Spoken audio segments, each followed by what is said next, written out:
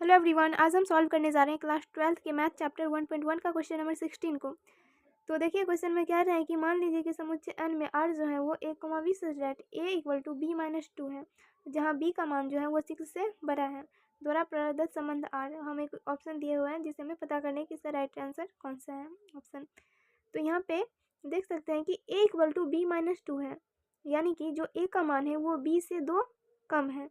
इस तरह से हमें ऑप्शन देखना है यहाँ पे 2,4, यानी कि अगर ये a है तो यहाँ पे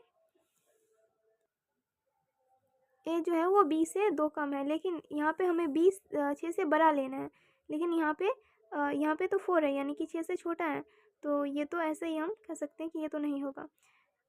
ऑप्शन नंबर बी में हमें 3,8 दिया हुआ है, यानी कि ये 6 से तो बड़ा है, लेकिन यहाँ से दोनों के बीच में 2 का डिफरेंस होना चाहिए, लेकिन यहाँ पे 5 का डिफरेंस है, यानी कि ये भी नहीं है।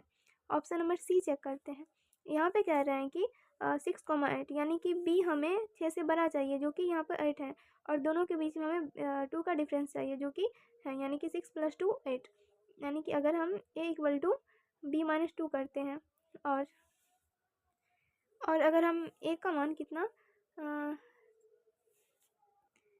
6 रखते हैं तो उसके बाद v माइनस 2, यानी कि 6 इधर आके प्लस इक्वल टू b, यानी कि 6 + 2 8 इक्वल टू b, यानी कि ये इसका राइट आंसर है 6,8। और यहाँ पे देख सकते हैं ये भी रॉन्ग है, क्योंकि यहाँ पे जो b है वो 6 से बड़ा चाहिए। तो यहाँ पे ये तो है, लेकिन ये जो 8 है ये उससे भी बड़ा है, लेकिन जो हमें a है वो b से 2 कम चाहिए। तो इस तरह से ये भी रॉन्ग है। तो हम कह सकते हैं इसका जो राइट आंसर है वो क्या है 6,8। तो ये रहा इसका सॉल्यूशन। आई होप आपको समझ में आया होगा, और इसी के साथ हमारी जो 1.1 एक्सरसाइज है वो एंड होता है। तो मिलते हैं नेक्स्ट वीडियो में, तब तक के लिए बाय, टेक केयर।